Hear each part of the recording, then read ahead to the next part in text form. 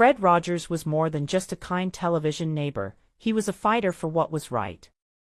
In 1984, when Burger King aired a commercial featuring a fake Mr. Rodney selling burgers, Fred made one phone call and the ad vanished overnight.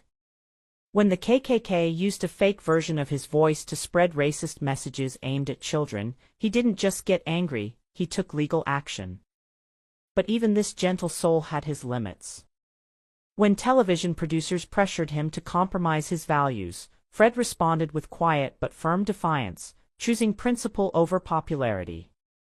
To truly understand this man, we need to go back to the beginning. Fred Rogers was born on March 20, 1928, in Latrobe, Pennsylvania. His family was well off, his father was a successful businessman, and they lived in a large brick house filled with toys, books, and music. Yet Fred didn't feel fortunate. Health issues kept him indoors while other kids played outside. That sense of isolation, watching the world from behind a window, deeply shaped him. It gave him the emotional sensitivity that later allowed him to connect with millions of children. Suffering from asthma and often bedridden, his mother tried to comfort him with piano music and handmade puppets, but loneliness lingered. Fred gained weight and was shy in school, often keeping to himself. But he watched people closely. He learned to read emotions, joy, fear, sadness, and that quiet skill would later become the foundation of his unique way of communicating with children. When Fred was about 11, a traumatic event left a lifelong impact. Neighborhood boys taunted him as Fat Freddy, even chasing him for 11 blocks. Humiliated and breathless, Fred was scarred by the experience, but it gave him a deep sense of empathy. He later addressed bullying on his show, not as a teacher but as someone who had survived it. He showed children how to process pain, be kind, and stand up for themselves. One person who made young Fred feel truly loved was his grandfather, Fred McFeely. Every Sunday at his grandfather's farm, Fred found freedom and joy. His grandfather would often say, "Freddie, you make my day very special just by being you." Those words became a lifelong source of strength and inspired the character Mr. McFeely on his show.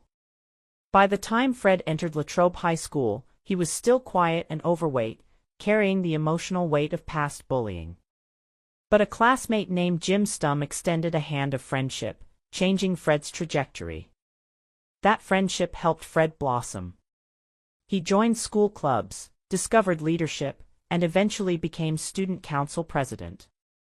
He lost weight, found confidence, and began to believe in himself. His personal transformation taught him the power of kindness and connection. In 1946, Fred started college at Dartmouth but transferred after a year to Rollins College in Florida, where he studied music and composed over 200 pieces. He graduated magna cum laude in 1951 with a degree in music composition. That same year, during a visit home, he saw a television for the first time. Disturbed by the lowbrow slapstick content he witnessed, he thought, "This could be something beautiful, why is it being wasted?" That moment sparked a mission. Fred moved to New York and began working behind the scenes at NBC, helping produce live shows like Your Hit Parade and The Voice of Firestone. But he soon realized commercial TV wasn't for him. He disliked the noise, the ads, and the control of sponsors. In 1953, Fred walked away from commercial television and chose a different path. He enrolled at Pittsburgh Theological Seminary while also studying child development under Dr. Margaret McFarland. Most people would pick one field, Fred pursued three: media, psychology, and spirituality. That unique combination would later define his groundbreaking show. Also in 1953, Fred joined WQED, the first community-funded educational TV station in the U.S. operating from a converted mansion with minimal staff and budget. Fred wore many hats: co-producer, puppeteer, even organist. He created a cast of puppet characters like Daniel Striped Tiger, King Friday 13, and Lady Elaine Fairchild, many inspired by real people in his life. The original show, The Children's Corner, was only meant to introduce short children's films, but Fred transformed it with full storylines and rich characters. It earned national acclaim and won the 1955 Sylvania Award for Best Locally Produced Children's Show. Still, Fred stayed humble, letting the puppets and the music speak.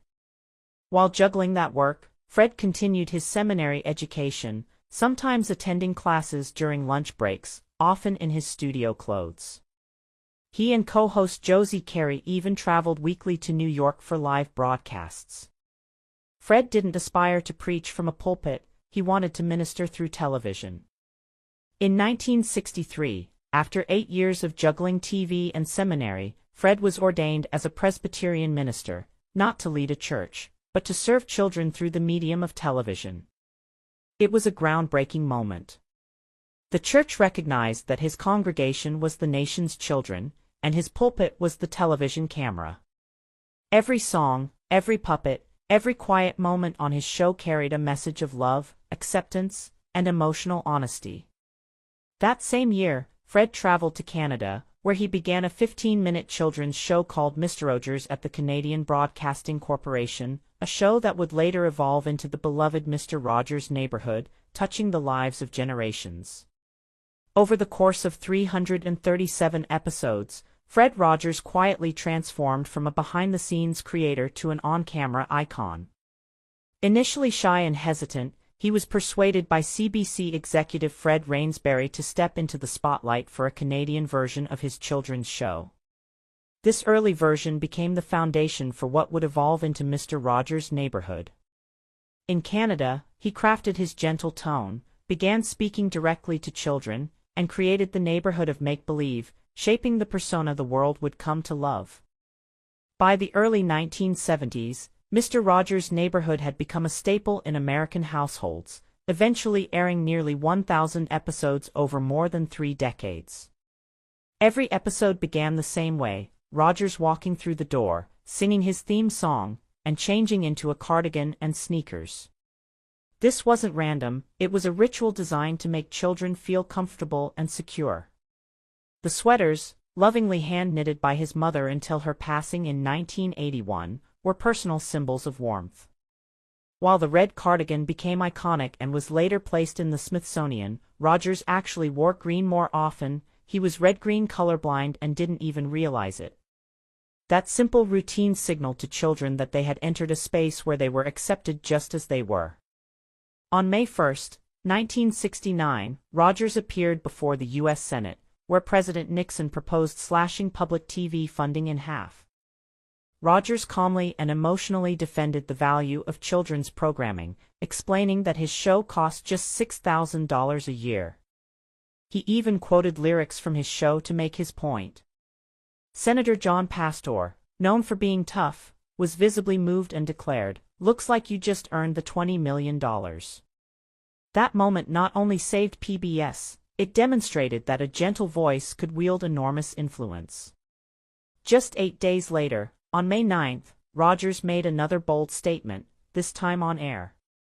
In episode 165, he invited Francois Clemens, a black actor playing a police officer, to share a small pool with him and soak their feet together.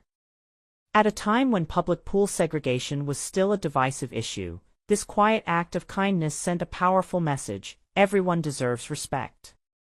Years later, Rogers privately washed Clemens's feet and thanked him for everything.